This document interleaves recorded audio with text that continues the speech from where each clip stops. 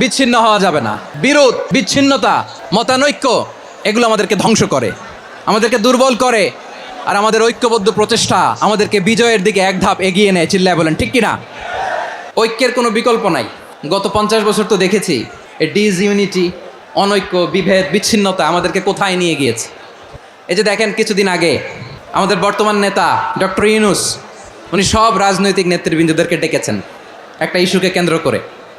তার মানে গোটা বাংলাদেশ এক হয়ে গিয়েছে, আমরা সবাই উদ্বেলিত হয়েছে, উচ্ছ্বসিত হয়েছে, ঠিক কিনা বলেন? রাজনৈতিক নেতাদেরকে ডেকেছেন উনি, আমরা এক হয়েছি।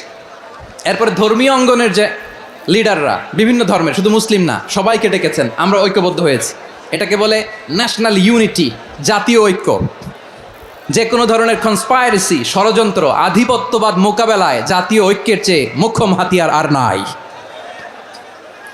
আমাদের একটা প্রতিবেশী দেশ আছে, আমরা আমাদের দেশ নিয়ে যত ভাবি তারা তার চেয়ে বেশি ভাবে। কথা বুঝতেছেন না? আরো ভেঙে বলতে হবে। হ্যাঁ, আমরা আমাদের দেশ নিয়ে যত উদ্বিগ্ন, এদের আরো টেনশন বেশি। বলেন আমাদের দেশে শান্তি আছে না নাই? আমরা হিন্দু মুসলিমে কখনো দাঙ্গা লাগে? আসতে বলেন কেন লাগে? ওদের পূজা পার্বণে আমাদের মাদ্রাসার ছেলেরা যে পাহারা দেয়, চিল্লায় বলেন ঠিক কিনা? আমাদের তাফসির মাহফিলের সময় ওরা ডিস্টার্ব করেন, ঢোল বাজায় না।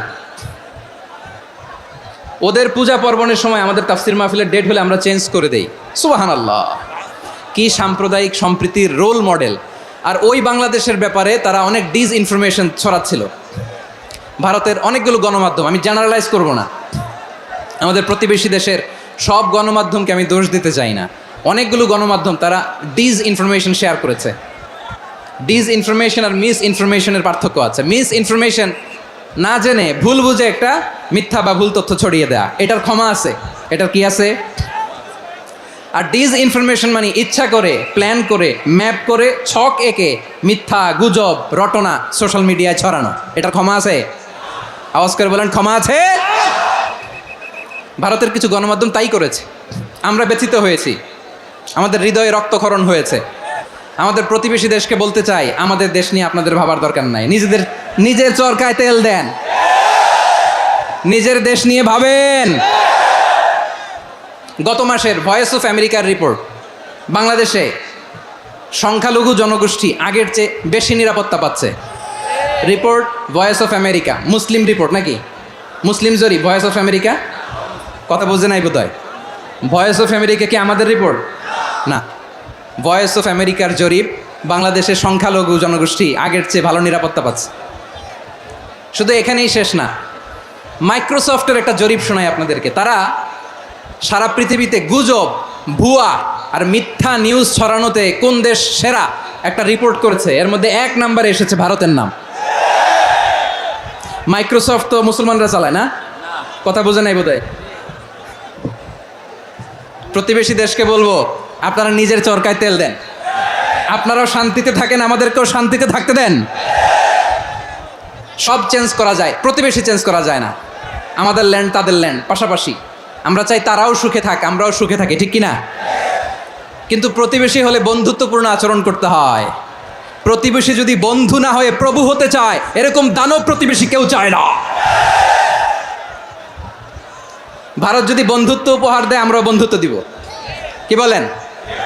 তারা যদি বন্ধুসুলভ আচরণ করে, আমরাও বন্ধুত্ব উপহার দেব। কারণ আমাদের পররাষ্ট্র নীতি হচ্ছে সবার সাথে বন্ধুত্ব, কারোর সাথে বৈরিতা নয়। আলহামদুলিল্লাহ বলেন, কত চমৎকার পলিসি আমাদের। আমরা নির্বিবাদী, আমরা বাংলাদেশিরা শান্তিকামী, we are proud of that. এজন্য আমরা গর্ববোধ করি। আমাদের পররাষ্ট্রনীতি সবার সাথে বন্ধুত্ব, কারোর সাথে শত্রুতা নয়। তাই প্রতিবেশী দেশকে বলবো, আমার ভাইয়েরা, আপনারাও আমাদের ভাই, বন্ধুত্ব দিলে বন্ধুত্ব পাবেন। বন্ধুত্ব ইজ ওয়েলকাম, দাদাগিরি নয়। বন্ধুত্ব ওয়েলকাম, দাদাগিরি নয়, লাউড অ্যান্ড ক্লিয়ার। ভারত যদি বন্ধুত্ব দেখায়, বন্ধুত্ব পাবে। কিন্তু ভারত যদি বাংলাদেশে আধিপত্যবাদ বিস্তার করতে চায়, বাংলাদেশের 18 কোটি জনগণ সেটা রুখে দেবে। ভারত যদি গৌর গোবিন্দের ভূমিকায় নামতে চায়, দেশের 18 কোটি মুসলমান শাহজালালের ভূমিকায় নামবে।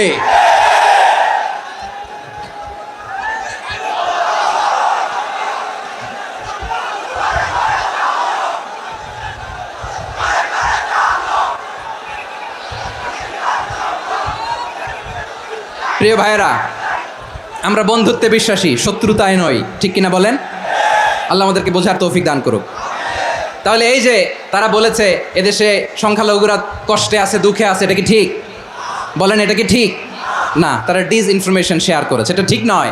আমার প্রতিবেশী বন্ধু রাষ্ট্রকে বলবো, আপনারা এটা করবেন না, এটা করবেন না। আমরা শান্তিতে আছি, আপনারাও শান্তিতে থাকেন, আমাদেরকেও শান্তিতে থাকতে দেন। এই যে চিটাগাংয়ের অ্যাডভোকেট আলিফ হত্যাকাণ্ডে গোটা বাংলাদেশ আমরা ধৈর্যের পরাকাষ্ঠা দেখিয়েছে, চিল্লায় বলেন ঠিক কিনা? আমাদের নেতা আমাদেরকে ডেকেছে, আমরা শান্ত থেকেছি। আমরা শান্ত থাকতে চাই, আমরা ঐক্যবদ্ধ থাকতে চাই। যে কোনো ষড়যন্ত্র রুখে দেওয়ার জন্য ঐক্যবদ্ধ প্রচেষ্টার কোনো বিকল্প নাই।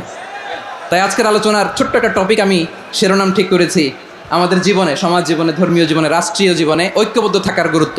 এবার আওয়াজ করে পেকুয়ার ভাইয়েরা বলেন, আমরা ঐক্যবদ্ধ জীবনযাপন করতে চাই কি চাই না? আল্লাহ তাআলা সে নির্দেশনাই দিচ্ছেন। আল্লাহ তাআলা ইরশাদ করছেন, ওয়া'তাসিমু বিহাবলিল্লাহি জামিআন ওয়া লা তাফাররাকু ওয়াযকুরু নি'মাতাল্লাহি আলাইকুম إذ كنتم أعداء فألف بين قلوبكم فأصبحتم بنعمته إخوانا وكنتم على شفا حفرة من النار فأنقذكم منها كذلك يبين الله لكم آياته لعلكم تهتدون الله أكبر পড়েন। আল্লাহ বললেন, ও গোলামেরা শোনো, ওয়া'তাসিমু বিহাবলিল্লাহি জামিআ, ও আমার গোলামেরা সবাই মিলে আল্লাহর রশিকে আঁকড়ে ধরো। আল্লাহর রশি হলো ইসলাম, আল্লাহর রশি হলো কোরআন। আল্লাহ বললেন কোরআনকে আঁকড়ে ধরো, ইসলামকে আঁকড়ে ধরো। একা একা আঁকড়ে ধরলে চলবে না, জামিআ, সবাই মিলে আঁকড়ে ধরো। এই আদেশটা আমাদের জন্য দান করেছেন কে? আল্লাহ তাআলার নির্দেশ, ওয়া'তাসিমু বিহাবলিল্লাহি জামিআ,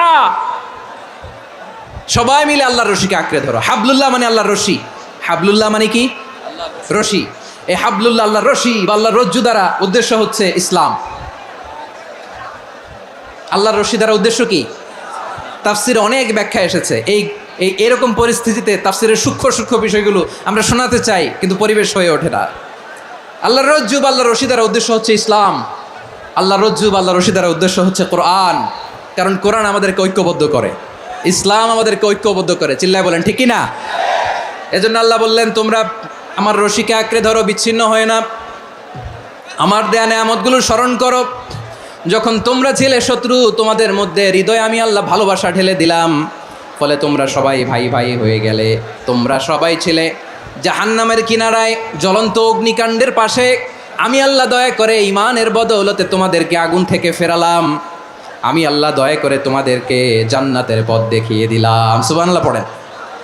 এমন পথ দেখালাম যেই পথ তোমাদেরকে জান্নাতে নিয়ে যাবে, পথের দিশা তোমরা পাবে। লাআল্লাকুম তাহতাদুন। প্রিয় ভাইরা, তাহলে আমাদের যে ঐক্যবদ্ধ থাকতে হবে, এই নির্দেশটা কার?